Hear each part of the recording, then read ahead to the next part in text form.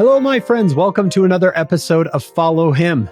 My name is Hank Smith, and I'm your host. And I'm here with my dignified co-host, John, by the way.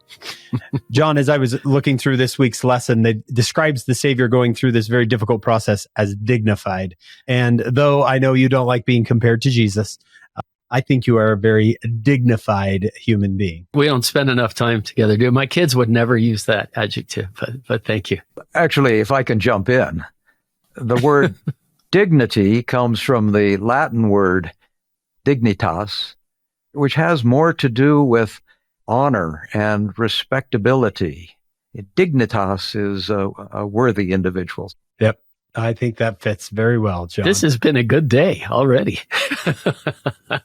Hey, John, people are probably wondering, who is this third voice with us? We needed an expert to join us to go through these chapters. They are long, difficult chapters, a lot of difficult stories. Who's joining us today? Well, I'm so excited to have Jack Welch with us. I've heard Jack Welch, John Welch, Professor Welch. I told him before we started recording that every semester in Book of Mormon, as I teach about chiasmus, I show this little movie of Elder Welch being a missionary in Germany. And we could go off on that whole thing for a while, but I'm just excited to have John W. Welch with us today. And I wanted to mention, it's not just a favorite book, it's a beautiful book. It's actually a book with art and commentary by John and his wife, Jeannie. And the art is by Jorge Coco Santangelo, just this beautiful art book. And the book is called The Parables of Jesus, Revealing the Plan of Salvation. I mean, you look at the parables in another level that teaches the plan. John W. or Jack and Jeannie Welch live in Provo, Utah, where they've raised their 4 children. He teaches at the BYU J. Reuben Clark Law School, served as editor of BYU Studies for 27 years, currently chairman of bookofmormoncentral.org, one of the editors of the BYU New Testament Commentary series. Jeannie, now retired, taught for many years in the BYU French department and worked as the director of its foreign language student residence. And in talking beforehand, we discovered Brother Welch has been on a mission in Hawaii recently, and even is here after being in Israel very recently. So he's been all over, and we're just thrilled to have you. We hope you'll come back again. Brother Welch, we have a lot to cover today. Emmanuel has us in all 4 Gospels. How do you want to go about this? Where do you want to start? It really all begins in the pre-existence, where, as we know, thanks to Moses chapter 4, and also thanks to a parable that Jesus gives about 2 sons. One wanted to do the will of the Father, and the other wanted the will of himself to be magnified. It was in that premortal council that our Savior promised that he would come and do the will of the Father, and that he would voluntarily complete the necessary sacrifice to make the atonement perfect, and only he could do that. But I think that's an important perspective. We get all these details and we get kind of crosswise and tangled up in some of the terminology and who's on first base and what's going on and why are they doing these things. And it is very complicated, especially when you begin looking at it from a Roman law perspective, a Jewish law perspective, psychological analyses, so many different ways to approach the trial of Jesus, which these chapters for this one lesson bring all together. And in 4 different ways, we've got Matthew, Mark, Luke, and John, each one of them with their own personal interest and awareness at play here also. We know that, for example, Matthew, one of the 12 apostles, was there, at least in the Garden of Gethsemane, but we don't know that Matthew and the other apostles went with Jesus when he was taken to Pilate. We know that John went into Caiaphas's palace when Jesus was arrested and then taken there for further interrogation. Peter stands outside and warms his hands, but John is in there.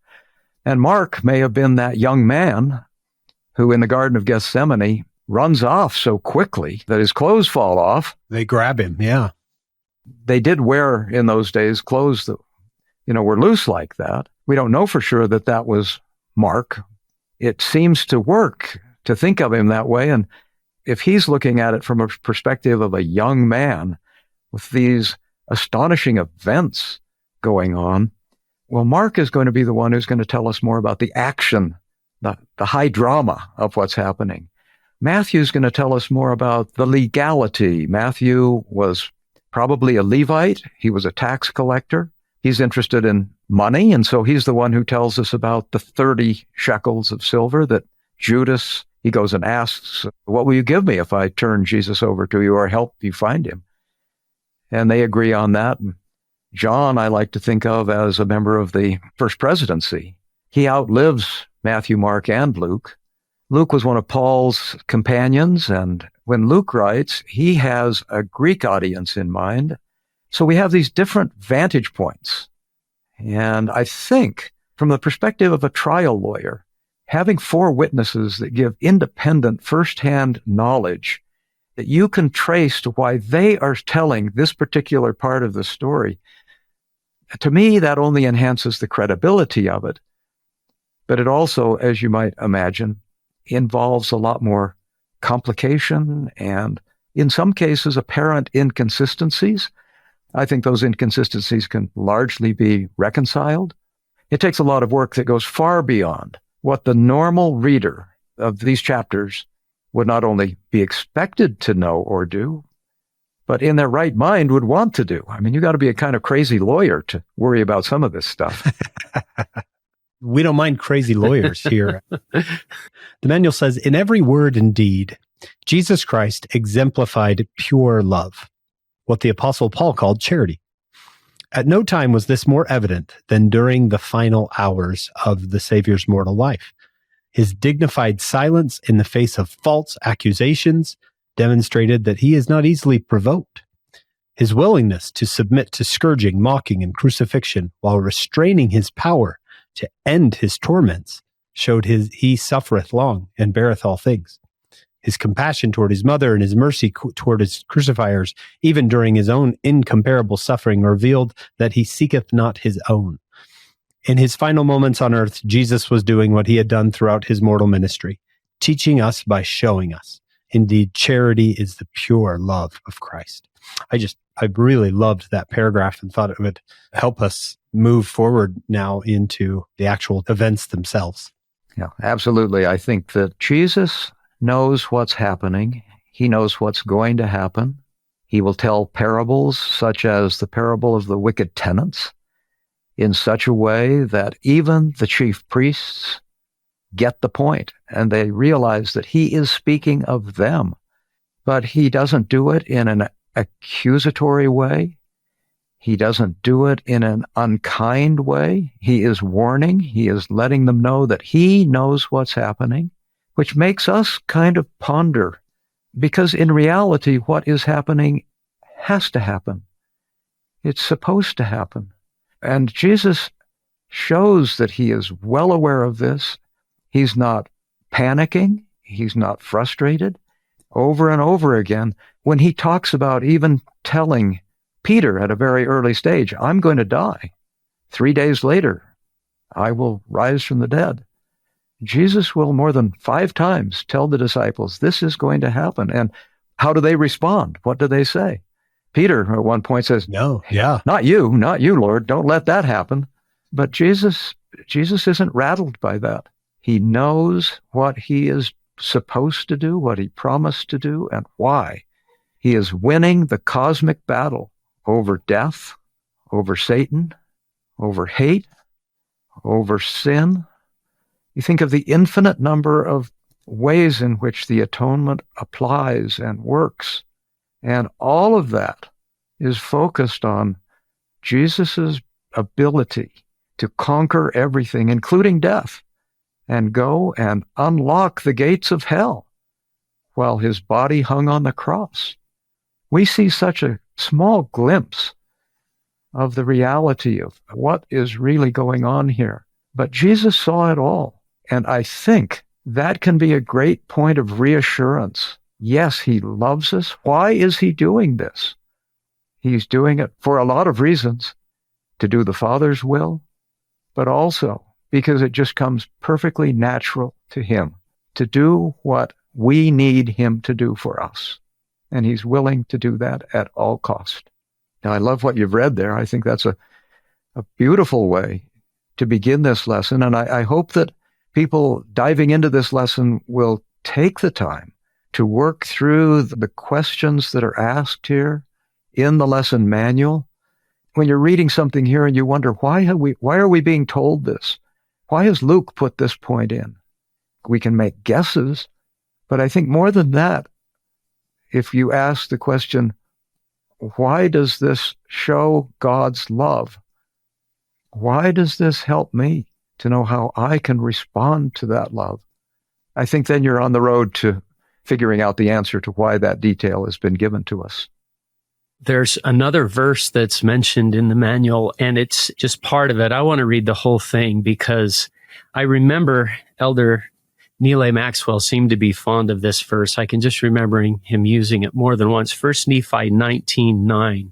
And what I love about it is it kind of gives the why that you've just expressed. 1 Nephi 19:9. And the world, because of their iniquity, shall judge him to be a thing of naught. Wherefore they scourge him, and he suffereth it. And they smite him, and he suffereth it. Yea, they spit upon him, and he suffereth it. Because, and I love that word because is there, because we're asking the question, was it duty? Was it, I said I would do this? But listen to the very core, because of his loving kindness and his long suffering towards the children of men. It was love, it was patience, and that's a comforting verse to me, that he loves us and he's patient. And it wasn't mentioned a sense of duty. Maybe that was part of the mix, but I think of section 19 of the Doctrine and Covenants, I, God, have suffered these things for all that they might not suffer, which reminds me of this. His love and his long suffering. We started by talking about the premortal existence. I love that when the Book of Mormon talks about the atonement, the word is often followed by, which was prepared from the foundation of the world. That was always the plan, that this would happen. And Jesus, he mentions it. He, as we said, he told the 12 this was going to happen. He set his face toward Jerusalem. Like, wow, the courage and determination, knowing that was coming, is always inspiring to me. Absolutely. And that verse from 1 Nephi 19 comes in the beginning of Nephi's quoting of Zenos and Zenoch and other people, ancient prophets, who had seen and known of what was going to happen. And it's not just in the Book of Mormon, although we do get clearer information from people like King Benjamin, who was told by the angel what's going to happen in great detail, down to the point of what it is that they will actually be offended by. After he works all these mighty miracles, the angel told King Benjamin that they would then assume that he must have an evil spirit. If he's doing all of these miracles, it's either being done by a really good spirit or by a really bad spirit. And the only conclusion that some people could come up with, well, how is he working all of these miracles? And if you don't agree that he's doing it by the power of God, you must think that he's doing it by some other adverse supernatural power. And that's what the Book of Mormon tells us, confirming what is exactly going on in this trial. For example, when the chief priests are finally asked by Pilate, what cause of action do you find against him? This is in John 18. And they say, we would not have brought him to you, except he is, and the word there is malefactor. It's not just saying he's a bad guy. Malus means evil, a maleficent guy. He is doing evil and working by the power of, they don't say Satan. For example, when Jesus drives out the evil spirits, they're on the east side of Galilee and they go into the bodies of the swine. And then they even bring lawyers up from Jerusalem to figure out, by what power are you doing this? And that's a question that they repeatedly ask him. And Jesus, of course, neutralizes that by saying, well, does the devil drive out devils? So I must not be working the wrong side of the street here. Those kinds of questions really help us understand that Jesus knew what he was doing, and he knew the power by which he was doing it. And then it just becomes a question, are you going to accept his powers? And that's what John especially emphasizes. We do not have power of the world, but the power of God. So on our last episode, Jesus comes out of the Garden of Gethsemane. He is betrayed and arrested, taken to Caiaphas' palace. We've talked about Peter outside of the building. And it looks like Matthew jumps to these Jewish leaders taking Jesus to Pilate, the governor. Should we pick up there? Yeah, I think that starting out by asking the question, where is the Jewish trial in this, especially from Matthew's perspective? There's very little mentioned in Matthew 27 about what happens there after Jesus is taken to Caiaphas' palace. Now, we don't know how much time they had. Personally, I believe that Caiaphas had already contacted Pilate, maybe the day before, saying, we plan to do the best we can to arrest Jesus, and we will bring him to you. Can we have an appointment? And I think Pilate would have said, well, Romans usually get up pretty early. They did. They usually were at the office by about 5 a.m. So maybe he said, why don't you bring him about 6 o'clock or something like that? So he had to get it done, had to get this trial done. Well, especially because it was Passover, the day before Passover. But more than that, I don't think Caiaphas would ever have dared to just enlarge on Pilate's time and calendar, especially at a time like this when Pilate has come up to Jerusalem, hopefully to maintain the peace and to make a showing of good Roman presence there in Jerusalem. So let's assume that they do have an early appointment to bring Jesus, and we don't know how long it took them to finish the dinner the night before the Last Supper, but John tells us that Jesus gives 5 full chapters of instruction after he had already presented the beginning of the sacrament of the bread and the wine. And then they've got to walk from wherever the upper room was, probably all the way from the west side of Jerusalem somewhere over to the Mount of Olives. What time do they actually get to Gethsemane? I don't know, maybe midnight, maybe 11. How long does the atonement take? Maybe it's an instantaneous kind of thing as far as we're concerned, because it was an infinite thing, not bound by time. But it did take long enough for Jesus to separate, take Peter, James, and John, and ask them to just watch while he went to pray, and he comes back, and they've fallen asleep, and he wakes them up and asks them to keep watching. And we often fall asleep too. He wants us to stay awake just as much as he wanted them to. So my point is, if he's arrested, what would you think? 2 or 3 in the morning? And then it's going to take half an hour for the soldiers to march from Garden of Gethsemane over to Caiaphas' palace. We know exactly where that is on the south side of Jerusalem. So there isn't time there for much of a trial. And it would have been illegal to try to convene a Jewish court. He does, I think, ask some of the senior members and influential members of the Sanhedrin to come. But there's no way there's a full Sanhedrin trial going on in Caiaphas' home at that time of the night. So the question is, where was the Jewish trial? What I've worked on in the last 7 or 8 years is looking at what happened after Jesus raised Lazarus. You remember, when Jesus raises Lazarus, there are many people there from Jerusalem. There are Sadducees, there are Pharisees, people from the Sanhedrin are there. And what they see, they're worried about, because they see Jesus raising somebody from the dead, and they run right back to Jerusalem. And it's Sadducees and Pharisees, so both parties are now talking to Caiaphas, and they're saying, we need to hold some kind of a trial, and Caiaphas does. They hold a trial there at the end of John chapter 11, and it's there that Caiaphas issues not just a casual opinion, but he issues a legal decision that it is better that one man be put to death than that we lose the place, meaning the temple, and that the Romans take away from us our capacity to rule. Well, why isn't Jesus executed if that's a conviction? There are a couple reasons. One is they don't have Jesus. Yeah, he's not present for that trial. And you didn't have to be present in the ancient world. You could be convicted in absentia. But Jesus has taken off. He knows that there will be trouble, and he goes to a village up in Samaria called Ephraim. And then the Sanhedrin responds by issuing an all-points bulletin. Anyone who knows where Jesus is, you must tell us so that we can arrest him. What remains is they still must decide, number one, who will actually carry out this execution? And number two, what should the manner of that execution be? But before they can do anything, they have to get Jesus. That's something I've never noticed before, is that the trial had really already taken place. So anything they do the night they arrest him is maybe just for show. It's more than show, like I'm saying. They have a serious question here. Who will actually carry out the execution?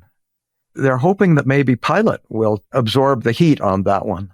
Pilate will answer, according to Mathew, I don't find any offenses against the Roman government here. I find no fault in him, meaning as a Roman, he hasn't violated Roman law. And he then says, what do you want to do? I will let you do. You can go and do what you want with him. So that's when the chief priests now have him, and they then determine what shall happen. After the Barabbas incident, where Pilate offers, who shall I let go? Will it be Barabbas or will it be Jesus? So there's a lot of jostling here for posture and responsibility. And one last thing about the Lazarus affair, the role of Lazarus here, is that if you read in the beginning of chapter 12 of John, you'll notice that they also send out an arrest warrant for Lazarus. They want him. They want to kill him too. And the reason may be that if it is some kind of improper use of power or magic or incantation or whatever, the best witness you want to have is you want Lazarus to say, what happened? How did he do this to you? And it's at that point that some of Jesus' disciples go and find him up in that village in Samaria. And they tell him, this is what's happening back in Jerusalem. And it's at that point that Jesus says, I will come back. I think it's partly because you don't know what they would have done to Lazarus. Wow. This is not a normal beginning for the analysis of the trial of Jesus. And you're right, when Raymond E. Brown writes his 2-volume history of the trial of Jesus, he starts at the Last Supper. But I think you can't just start there. There's a lot more going on and has been going on that I think especially for Latter-day Saints, we can understand that this principle, that it's better that one should die than the whole nation dwindle in unbelief, that in fact is a solid part of ancient Israelite law, going back into the books of Samuel and Kings. So how does that help our addressing this question of what's happening here in Matthew 27? I would love to get your opinion, because the first 5 verses of Matthew 27, when the morning was come, I put in my margin, where was he all night? As I visited Caiaphas's palace, they show you that dungeon and talk about maybe he was in there, in that pit with the opening at the roof. But what you're saying is, if this could have been 2 or 3 in the morning when they first came, and then if they leave at 5, maybe not as long as I'd imagined. I don't know. What do you think about that as a site? Do you think he could have been kept in there, that dungeon? They do have dungeons, and perhaps they might have thought, well, let's just hold him here. But the other Gospels say that he was interrogated, and he refuses to answer, and that they do bring in witnesses who turn out to be false witnesses. They're trying to collect a little bit more information that might be useful for them, especially they're trying to gather some supplemental charges that they might be able to interest Pilate in, that Jesus is somehow disturbing the peace, that he's upsetting the money changers in the temple. He came into the city and, there was the triumphal entry and there was an unruly mob, you might say. They might be trying to somehow interest Pilate in saying that what the Romans want is the Pax Romana, the Roman peace. You want stability. And Jesus is not a friend of that, they're saying. And then hopefully they'll take care of the problem.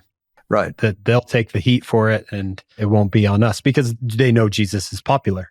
And we know that John went in to whatever proceedings were going on there, and I don't think Jesus ever made any effort to escape. He's not calling on all my friends, come rescue me, I'm in trouble.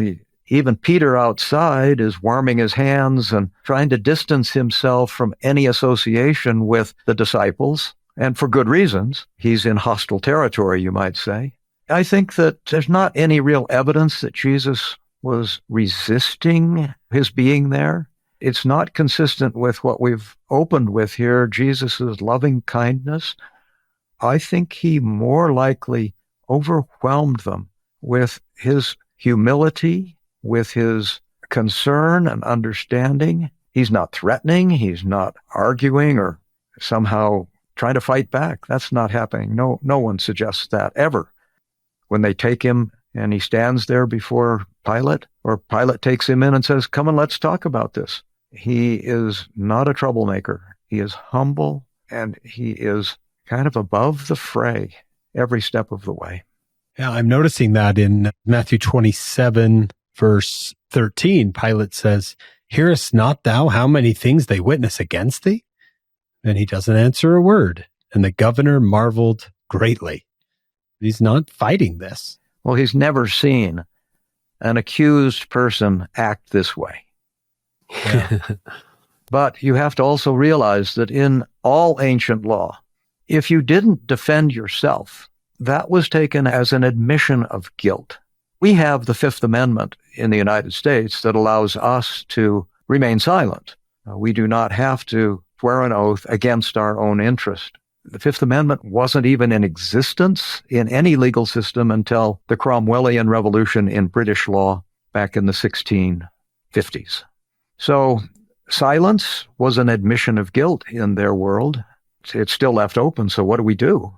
What happens next? Yeah, and I like that in verse 18, Pilate, I think it's referring to, he knew that for envy they had delivered him. He can tell some of the backstory of why Jesus is there. Yeah, he's caught on to what the Jewish leaders are doing. It does seem that Pilate wants to get out of this if he can. Yeah. Pilate is not a high-ranking official. He is what they call the procurator of Judea, but he is not a senator. He is of the equestrian class. We don't know exactly how he was appointed or why. There's some speculations and ancient suggestions. We don't know. We know very little about Pilate. But most of all, I think Pilate is quite insecure. And the year before, he had acted abruptly, and he had killed some bandits, some revolutionaries, which he had perfect right to do. But it caused almost a revolution. There were riots and objections, and this time I think Pilate wants to play it very cool for a lot of reasons. But one of them, like you say, is he can tell that this is out of, envy, you might say. Jesus has more popularity and power, and Caiaphas admits that. If we don't do something, all the people are going to follow him, and we'll be left with nothing. That's John 11. And I have written by verse 19, listen to your wife. Because no kidding. Pilate's wife says, have thou nothing to do with this just man. I have suffered many things this day in a dream because of him. Listen to your wife. I've often said that if the Lord wants to talk to me, he'll tell my wife. Yeah, that's right. And in the Joseph Smith translation, if you check a footnote there, Joseph said that she had not just had a dream, but had a vision. What that vision consisted of, we don't know, but apparently this wife, who will become a saint later on in Christian tradition, she was a very influential person. The women in these last hours of Jesus' life are very prominent and significant. And after all, Jesus appears to Mary Magdalene, the first person he appears to. And the women are there at the tomb, and the women are, probably there on the way to the place of crucifixion. Certainly Mary is there, and Jesus will speak from the cross. Behold thy son, behold thy mother. Pointing to the role of Pilate's wife is very consistent with what the New Testament writers want us to experience and learn here. Jesus is doing this for everyone. men, women, children. It's not just a small group of politicians and influential people. It's for the whole world. Pilate asked such a great question in verse 23. The governor said, "Why? What evil has he done?" But they cried out the more, saying, "Let him be crucified." Yeah, so what evil? There the word evil is kakon. What wickedness, and even what magic. To speak with evil spirits. People in the ancient world cast spells and did things that they hoped would draw these forces. They believed that there were lots of spirits and forces, and they hoped to mobilize those forces to help them in their causes in any way they could. And by the way, we talked about how that trial of Lazarus might have raised some red flags about the use of power and spirits. And Deuteronomy chapter 13, verse 1, which I think is probably the concern that would have been raised throughout the trial of Jesus by the Jews. Deuteronomy 13:1 begins by saying, if a person, a prophet, anyone comes working miracles or giving signs and wonders in order to get people to worship differently than they have been, that is a capital offense and he should be put to death. That's the first law in the Torah because it's the way they understood, thou shalt love the Lord thy God with all thy heart, might, mind, and strength, and none other. You shall have no other gods before me. And if someone comes along and even works miracles to try to get people to worship in another way, you're violating Deuteronomy 13. You can see how that could have been a factor when they say, what kakon? I find no kakon here. I find no evil going on here. And with Pilate wanting to release Jesus, but they ask for Barabbas, is this just the custom of the Romans to give back a popular prisoner? Well, it's certainly stated here in Matthew as if everyone knows that this is some kind of a Roman practice. It's unheard of anywhere else in the Roman Empire. And if it had been a kind of a political move that had been adopted, there's a little bit of this that might have happened in Egypt, but it appears that this might just be a special case. Maybe once or twice before, someone had done this on Passover, saying, I'll be happy to give you one of these convicted people you choose, as kind of a symbol of Passover, where God allowed the Israelites to pass over and avoid death. But we know almost nothing about this, and although there's some very interesting articles written about this Barabbas incident, it still remains very vague on what's happening and why. Our friend John Hilton III has taught me that you can, in a way, see Barabbas as yourself, that you're being let free and Jesus is taking the punishment. I'm not sure that that's what Mathew intended, but I think it can be a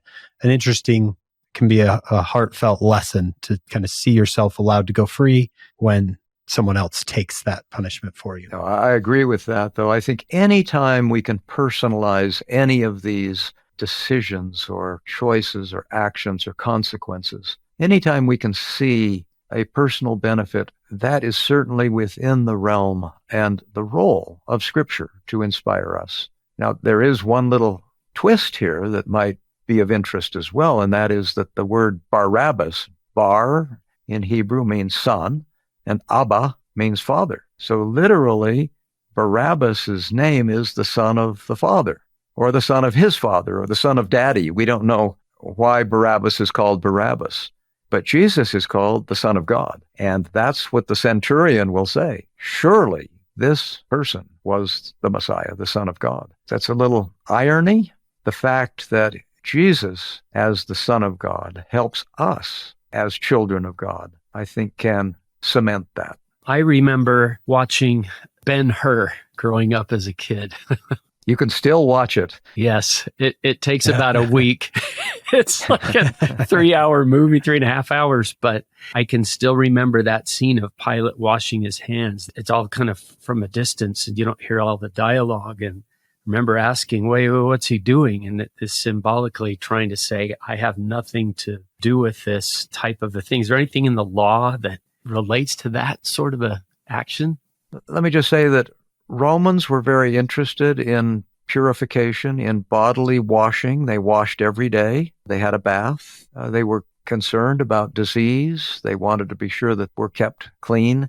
But I think in this case, when he's talking about, I'm washing my hands, I have no responsibility for this, it's hard to know exactly what that might mean. Certainly Pilate can't be saying, I'll have nothing more to do with this, because he then will detail some centurions. There will be some Roman soldiers that he will send to go to Golgotha, go to the place of the crucifixion, and I think mainly to be sure that peace and order are kept there. He doesn't want a riot to break out. So he can't be turning his back completely on the situation. What he might be signaling, though, is, I find nothing wrong from a Roman perspective.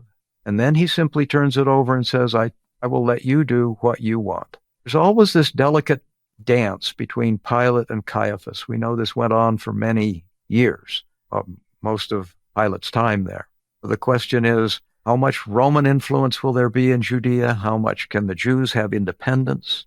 It would make sense that what Pilate is saying is simply applicable to that one particular decision and not extending between the Jews and the Romans to any further extent. I just look at verse 25. It's as if they are helping it along when they say, his blood be on us and on our children. They're backing up Pilate, saying, you see to it. Oh, okay, yeah, it'll be on us.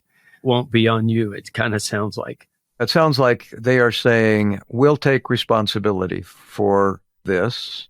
But you're absolutely right that that verse, which is not in Mark, Luke, or John, has been used improperly to then place the blame on all Jews for the death of Jesus. Now, there are a couple problems with that, especially if you view it from the perspective of God and Jesus, who are willingly submitting to this because they know that it needs to happen. And so if there is any consequence, if there is any legal ramification, they're saying, we'll take that. And this, upon us and our children, is a legal formula that says, it's not just me, but my heirs. I will bind my family to any consequences, usually money damages, that would come from my action. So it's a way of invoking a surety or a guarantor to stand behind and back up more than just the one person who's making the promise to take responsibility at whatever level that might be. It's such an interesting thing because this was a small group at the time, a relatively small group of Jewish leaders who are saying that. But in another way, we want his blood to cleanse us and our children. I mean, you can exactly. And he's offering his blood. Yeah. And he tells it, no man taketh my life from me, he says in John. As you said, this was what he came to do. To this end, he was born. So anytime we're trying to look for, well, who was at fault here? Well, it's what he voluntarily came to do. And that changes the way we look at it, I think. I think so. And I think what you're saying ties right back into where we began to say, when these problems come up in trying to understand what's happening here, we have to take the more eternal perspective and step back and not just see it in some kind of technical, legal manner. Jack, it seems that Luke records something that the other gospel authors don't, that about this point, Pilate sends Jesus away for a moment. He sends him to Herod. Is Luke the only one to tell us about this? Luke is the one who's interested in Galilee, in Greek. Herod is not Greek, but he's not Roman either. And so he's more Gentile. There's been a lot written on this subject, but it seems that Pilate might be concerned about jurisdiction. At this time, in the development of Roman law generally in the provinces, law was shifting from giving the jurisdiction over a crime to the government of the residence, wherever that person had come from, and shifting it to giving jurisdiction to the governor of the place where the wrong occurred. We call this in the law in personam jurisdiction over the person, and in loco jurisdiction over the place. We still have this problem today. If you're a citizen of California and you commit a crime in New Mexico, can you be tried in New Mexico or do you have to go back to California? Well, we have laws that sort out that. So it may simply be that the Pilate says, well, Jesus is a Galilean. shouldn't, at least since Herod Antipas, the ruler of Galilee, happens to be in town, he's just there in the Herodian palace. I don't want to offend anyone here. I think this is Pilate's main concern. He doesn't want to create enemies here. And if he takes one of a very popular Galilean and puts him to death in Jerusalem, or allows him to be put to death in Jerusalem, when Herod Antipas was right there, that would be a political misstep. Now, Herod Antipas, he doesn't want to get in the middle of this. He's had enough trouble with John the Baptist. He's the one who chopped off John the Baptist's head. He, of course, will mock Jesus and will have his soldiers put a crown of thorns on him and dress him up in a robe of royalty and beat him. The beating, the flogging was often used in Roman law and Jewish law. Not in Jewish law too much. There was a limit on 40 stripes under Jewish law. But in Roman law, particularly, you wanted to beat a person a little bit, or maybe a lot, in order to be sure that person was telling the truth. It's kind of ironic that you think that that would happen that way, but that's what they believed, that if someone is not put under some kind of duress, his words wouldn't be as credible as if he is tried. You whip him, and if he still stands by his story, that turns out to be a validation and a testimony, a good thing, if he withstands that. But if he caves in, obviously, we're talking about a very different world 2,000 years ago. Thank goodness. Yeah. Than what we do. But that's what Herod does and sends him back to Pilate. And then there's one little statement that I've actually done quite a bit of research and speaking about in academic circles. And that's when Luke says, on that day, Pilate and Antipas became friends. Philoi. They become friends. In a political context, that word friend, philos, or amicus, always refers to an ally. And so they become friends, not in the sense that they're going to go play golf together or send wedding announcements for their children. But what they're saying here is that they now have a political bond that they didn't have before. Because what Herod is doing when he sends Jesus back to Pilate is he is recognizing Roman superiority when he says this case can be handled by Roman law, by Roman power. He's actually acknowledging the legitimacy of the Romans being there, and Pilate likes that much. Now, this kind of dynamic between Romans and Greeks and Jews and so on is very much the kind of thing that Luke is interested in, so he picks that up. I think it was an event that actually happened. Don't know how long it took. There's not a lot of time. It seems now, I'm looking at Luke, maybe Mark mentions it as well. We can't line these events up perfectly, but as Pilate is washing his hands of this, he is saying, I'm going to scourge him and then let him go. It says in Luke 23:16, Pilate says, I will therefore chastise him and release him. They don't want him just tortured or hurt. They want him gone. Well, but the chastising would be, I will warn him.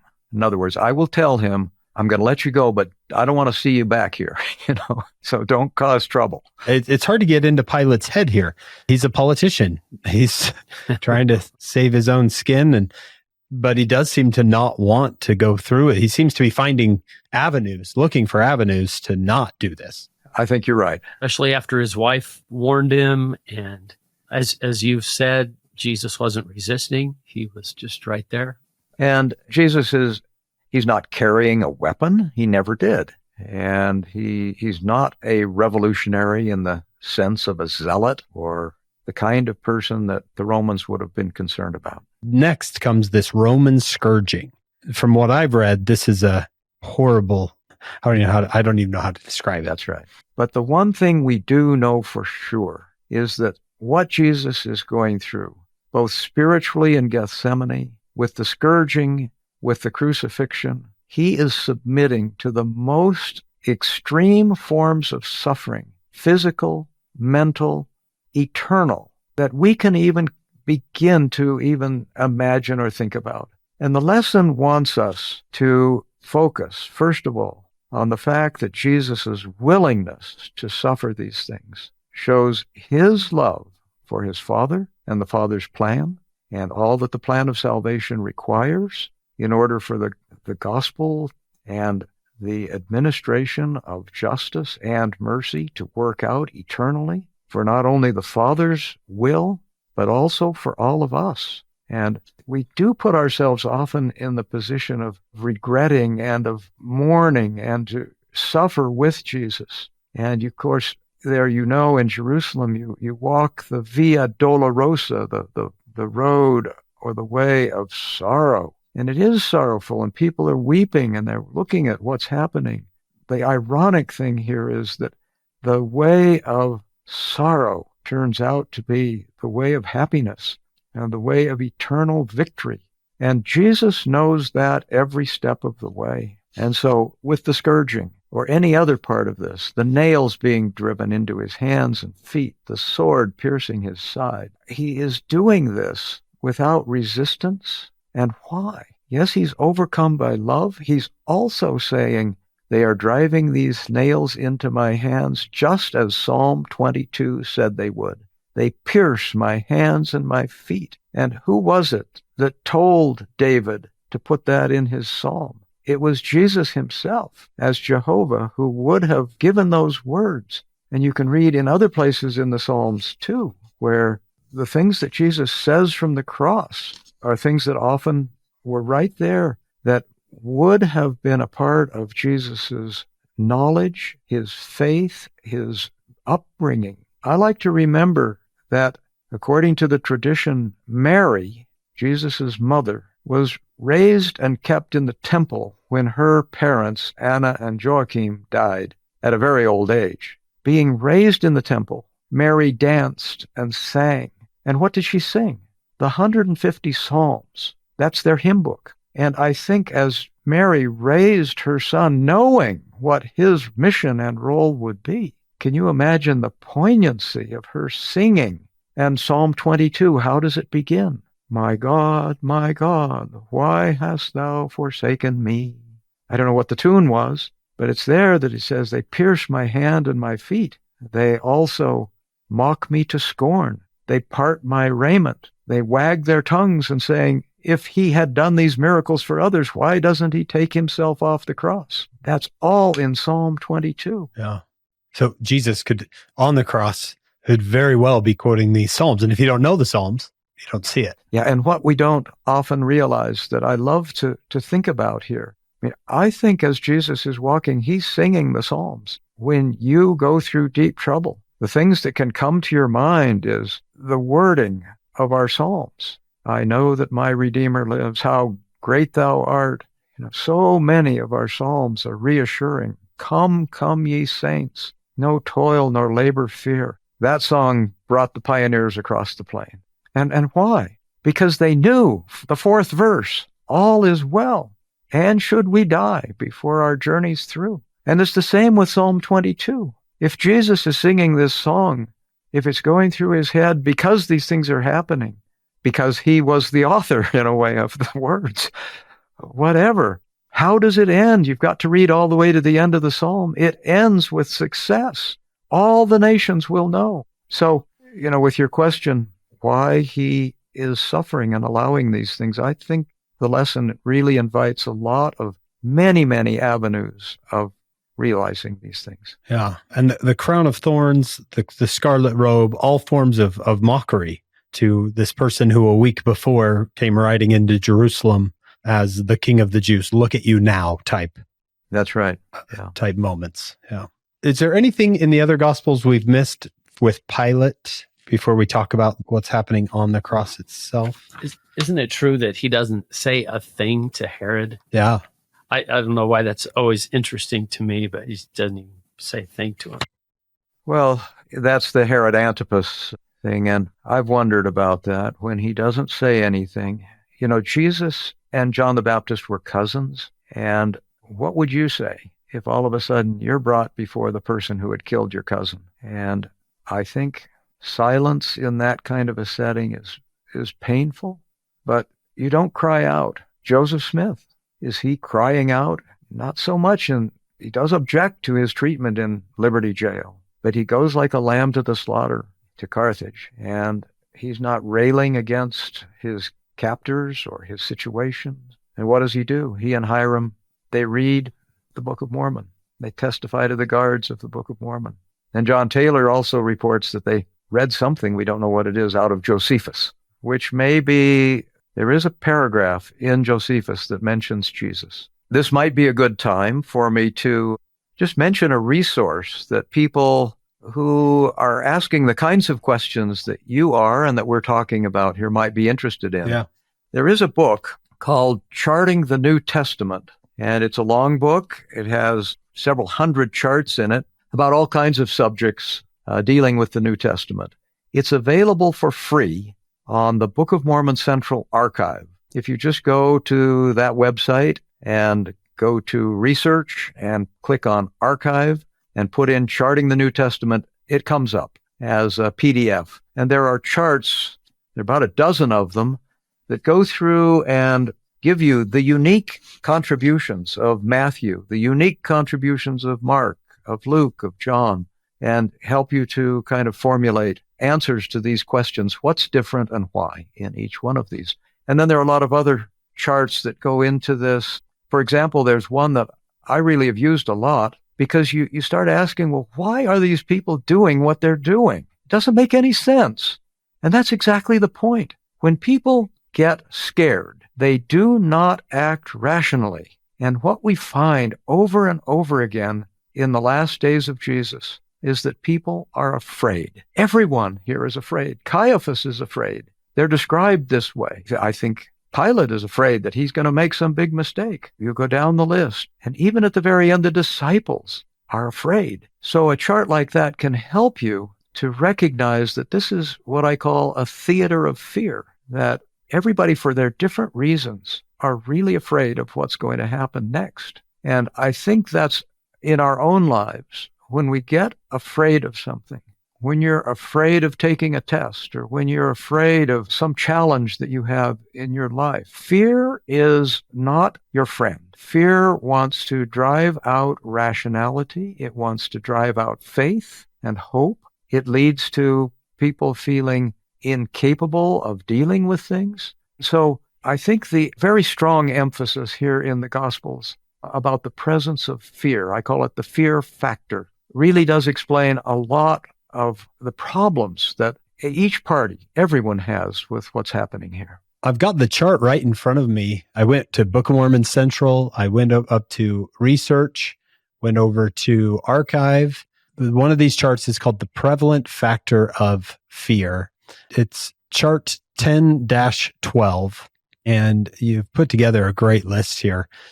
That people feared the miracles, that Herod Antipas feared John the Baptist, that Herod Antipas feared the people, Joseph of Arimathea feared the Jews, the apostles fled from Gethsemane, Peter denied Jesus outside of Caiaphas' house, chief priests feared the Romans, the chief priests feared the people, the chief priests feared Jesus, Pilate feared exceedingly, one robber on the cross feared God, soldiers at Golgotha feared greatly, all the people left Golgotha fearful. Even the tomb guards then fear the angel that comes for the resurrection. So you're right. This is a theater of fear, and people just are acting irrationally when they are scared. And remember, how would you act if an angel appeared to you? Well, the shepherds in the field, what's the first thing the angel has to say? Fear not. Don't be scared. We're good guys. Or something like that. And the word in Greek for fear, I fear, is phobeo. And we get phobias from that. So it's not just talking about worrying, it's talking about deep psychological phobia that puts you into a paralyzed state in a way of depression or of anxiety or maybe just capitulation. I'm also looking at chart 10-10. We've got these unresolved differences that in this account of Jesus's trial and crucifixion, there are differences that you just can't reconcile because one gospel author puts it one way and one puts it the other.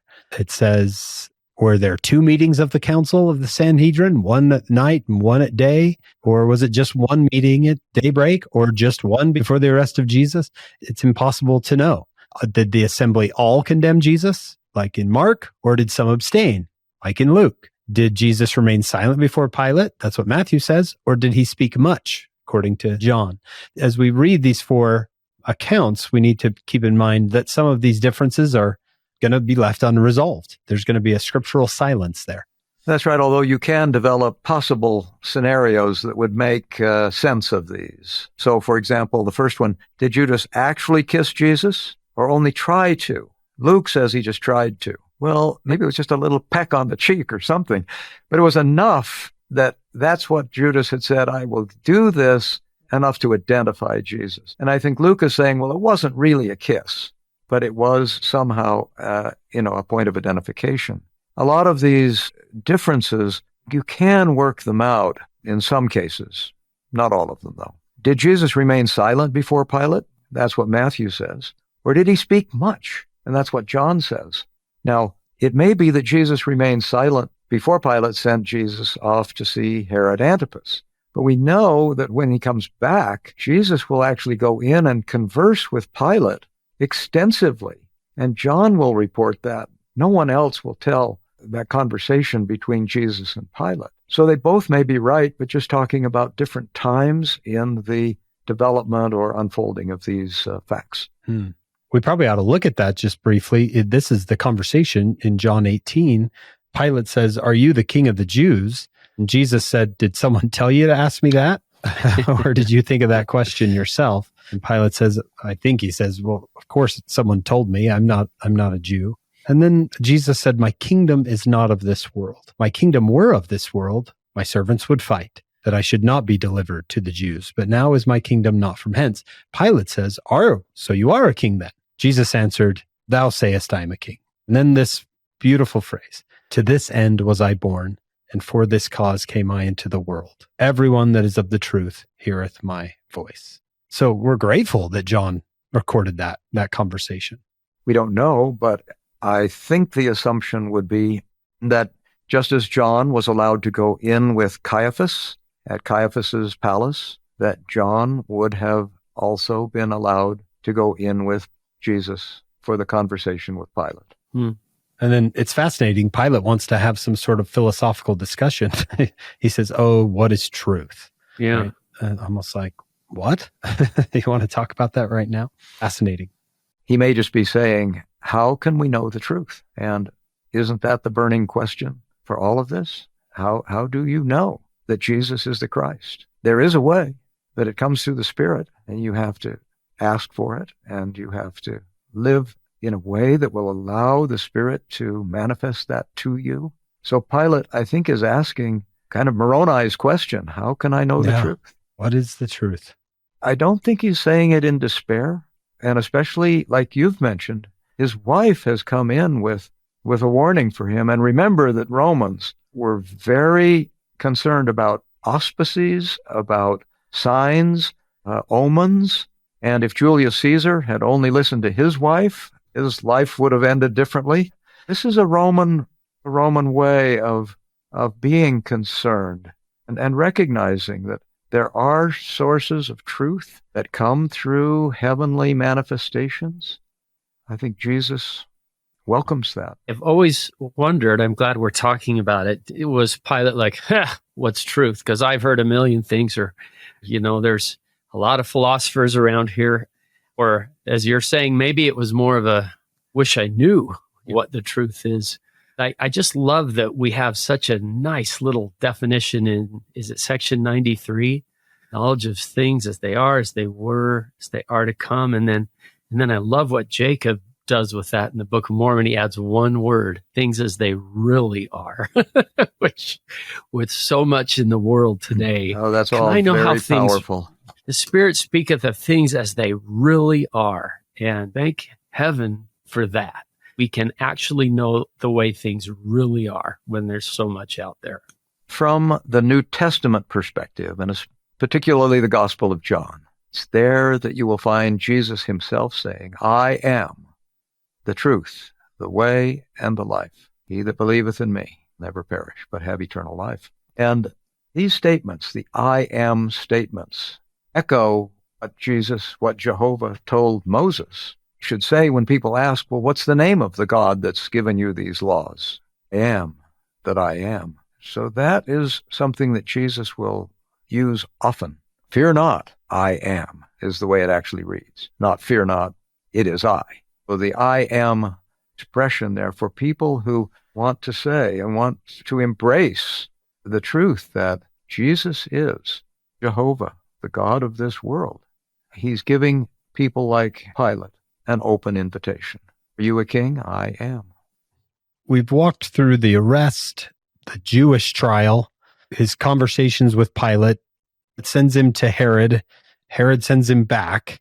Pilate seems to want to get out of this, but instead washes his hands of it and says, do what you want to do. They send Jesus to be scourged. Josephus, we mentioned him earlier, he wrote this. He said they put on his head a crown of thorns, a reed in his right hand. They put a robe on him, a scarlet robe in one account, a purple robe in another, and mock him, saying, "Hail the King of the Jews." Now they lead him away to be crucified. Can you walk us through what happens next? What happens after Jesus is then sent from Pilate, go out to the place of crucifixion, which is Golgotha? We don't know how far that was. We don't know where it actually began. If you go to Jerusalem, they will tell you this is station 1 of the cross, station 2, and you can go through all of the different stations, all of which have some scriptural basis. What they all amount to, the first 10 stations, are mostly the suffering that he's going through. In one form or another, he is obviously very exhausted. And it's amazing that he can carry anything, let alone the crossbeam that he will then be crucified on. You don't know whether he's carrying the whole cross put together. Usually it was just the crossbeam that he would carry, and then that's then connected to the post out in the place of crucifixion. We don't know that for sure. But can you imagine how weak anyone would be? I mean, Jesus was a mortal. He had incredible powers, but still, it's been a long time since he's had any sleep, and he has gone through the agony of the atonement. And in the atonement, when he talks about the suffering that he bore there, and section 19 of the Doctrine and Covenants is especially poignant in having Jesus try to explain to Joseph Smith the intensity of the suffering that he bore on that occasion. At one place in section 19, he breaks off mid-sentence. He can't even keep describing it. And there's a dash there at the end of that sentence. And then he just says, but I've done it so you don't have to bear this kind of suffering. But what did that involve? To absorb all of that pain and sorrow and agony and sin and rebelliousness and whatever kinds of worries and concerns and problems, everything that is being absorbed there by the atonement, if we will come and call upon that as our resource. How exhausting would that have been? Hard to even contemplate. We know that Jesus in his infinite power would overcome that. In Luke, when Luke talks about Jesus being in an agony, that's the way the English reads. What the Greek says is a little different. It says he was in an agon. Well, what's an agon? We get the word agony from it, but an agon is a battle or a struggle. And what Jesus is doing there, I think he is fighting the powers of evil. He is overcoming all of the wickedness and the problems. He has an angel there, not strengthening him, because that would not be fair play. Jesus has to do this himself. But I think the angel, and Elder McConkie said that was Michael, the archangel, who was there to be sure that Lucifer didn't try to play unfair either. Let Jesus do what he now needs to do. All of that is to say, collapsing into that experience would have been so much pressure and so much agony and bleeding from every pore and whatever else you can imagine, that Jesus has the strength after that to walk from one of these places to another, to withstand the beating and the whipping and so on. It's just hard to put one foot ahead of the other, even imagining that there's any strength left there at all, except for the fact that we're talking about not a mere mortal. They will say he is just a man, but he's more than that. But as people stop and try to wipe his face and to bear the cross for him, let me take a turn carrying this for you. There's a model for us. There's a lesson for us personally. It's not that that's going to make it any less of a load or less of an atoning sacrifice by Jesus. But it's a way in which we can say, we thank you, we love you, and he will always be open to that kind of reciprocation, which we certainly would be delinquent if we didn't return to him. Please join us for part 2 of this podcast.